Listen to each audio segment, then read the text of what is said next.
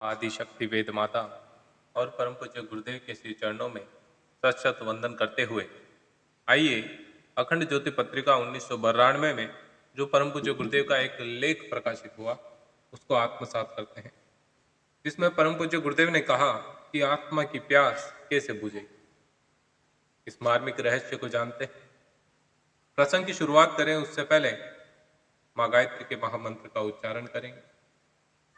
ओम भूर्भुवः स्वः तत्सवितुर्वरेण्यं भर्गो देवस्य धीमहि धियो यो नः प्रचोदयात्।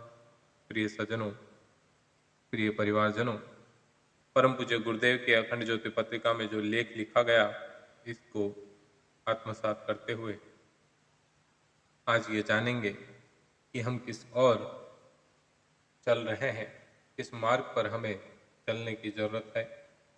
परम पूज्य गुरुदेव बतलाते हैं, सत्ता केवल प्रकाश की, अंधकार कोई पदार्थ नहीं। प्रकाश के अभाव का नाम ही क्या है? अंधकार। प्रकाश की नापतोल और व्याख्या विवेचना की जा सकती, अंधकार का कोई परिमाण नहीं।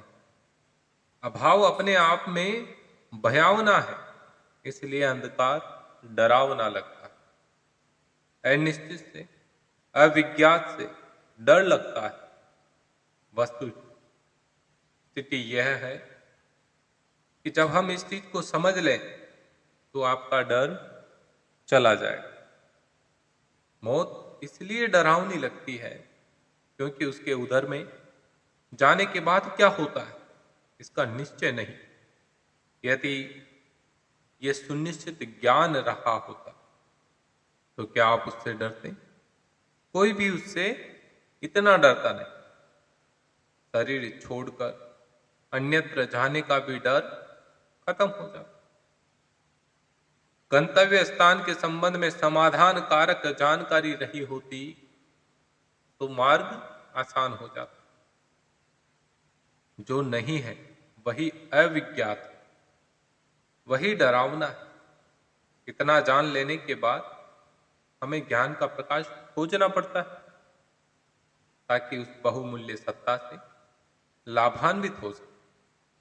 अभाव जन्य जो अंधकार है उससे छुटकारा पा सके, अंधकार के इस त्रास से छुटकारा पा सके। गुरुदेव बतलाते हैं कि इस संसार में केवल श्रेष्ठ, अश्रेष्ठ कुछ नहीं। मनुष्य श्रेष्ठ से बना है।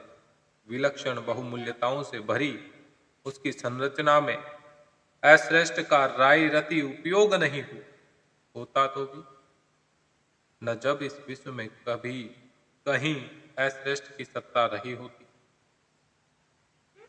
अंधकार की तरह अश्रेष्ठ भी एक अभाव ही, अविज्ञात की, अनिश्चय की स्थिति। हालांकि उसका कोई अस्तित्व नहीं तो भी भयानक महसूस होता है। श्रेष्ठ को जब अपना आहार नहीं मिलता तो वह भूख प्यास से व्याकुल होकर निकृष्ट बन जाता है। क्षुधा और तृषा की आशा में वह भटकता है। तृप्ति के शुद्ध साधन मिलते नहीं तो ऐसा खाने पीने लगता है जो कृमि कीटकों के लिए योग्य थे, मनुष्य के लिए वह अयोग्य है। इस अयोग्य को गले से नीचे उतारने की स्थिति में जब भी जहां भी मनुष्य पाया जाता है तब उस पर निकृष्टता का दोषारोपण किया जाता है।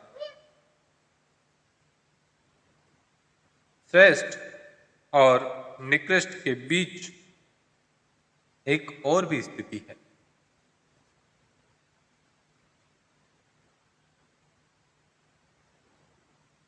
पतवार, जिससे भ्रमित हो जाता। पतवार रहित, चालक रहित नौका लहरों के इशारों पर निरुद्देश्य भ्रमण करती रहती है। सही है, वह डूबती तो नहीं, पर कहाँ पहुंचेगी इसका भी कोई निश्चय नहीं है। अंधड़ के साथ उड़ते तिनके नष्ट होते हैं या नहीं?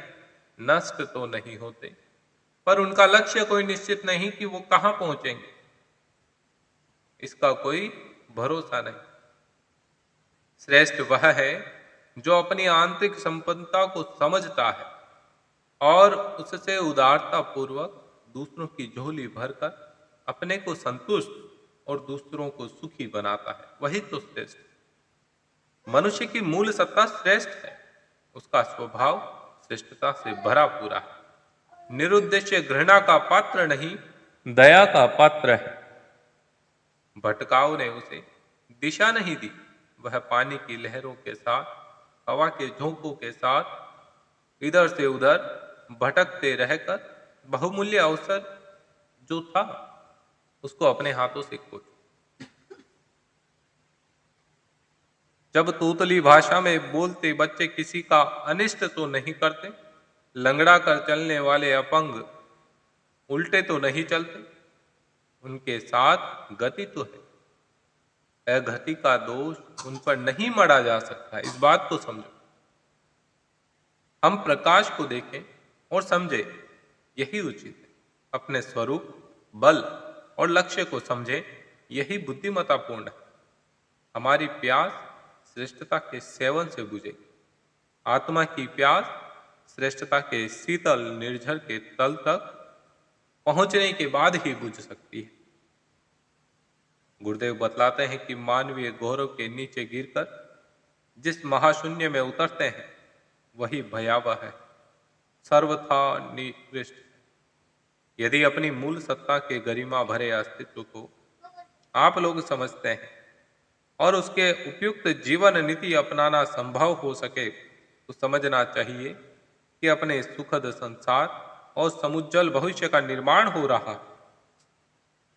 इस निर्माण के विश्वकर्मा कौन है? आप स्वयं हैं। इतनी जानकारी आपको होनी चाहिए। यदि इतनी बार जानकारी आपने रखी, आपको हो गई, तो ये मान के चलें कि आत्मोन्मुक्ति करने वाली योग साधनाओं का लक्ष्य पूरा हो जाएगा। ध्यान जब भी किया जाए, इस चिंतन के साथ किया जाए तो सार्थक भी होता है। अंतरंग बहिरंग में अनेक परिवर्तन भी लाता। हम अपने भाग्य विधाता स्वयं, यह बोध सतत करते हुए अंतर जगत का प्रबल पुरुषार्थ करते चलें तो हमारी वह यात्रा आरंभ होती है जिसका लक्ष्य है देवत्व, श्रेष्ठता, उत्कृष्टता। यही तो हम सबका इष्ट भी है और यही हमारा गंतव्य है। हमारी आत्मा की प्यास कब बुझेगी? जब हम श्रेष्ठतापूर्ण जीवन जिएंगे, हम देवत्व को प्राप्त करेंगे, हम उत्कृष्टता की चरम सीमा पर पहुंचेंगे। यही परम पूज्य गुरुदेव अपने शिष्यों को, अपने अनुयायियों को बतलाते हैं। प्रिय साथियों, आप सभी से अनुरोध करूंगा कि आप गुरुदेव के इन प्रसंगों को ऑडियो फॉर्मेट में अंत तक अवश्य सुनते होंगे और इन्हें आत्मसात करने का प्रयास करते होंगे। यदि प्रसंग अच्छा लगा तो इसे लाइक शेयर अवश्य करिए और चैनल को सब्सक्राइब नहीं किया है तो सब्सक्राइब जरूर कर लीजिएगा। जय श्री राम।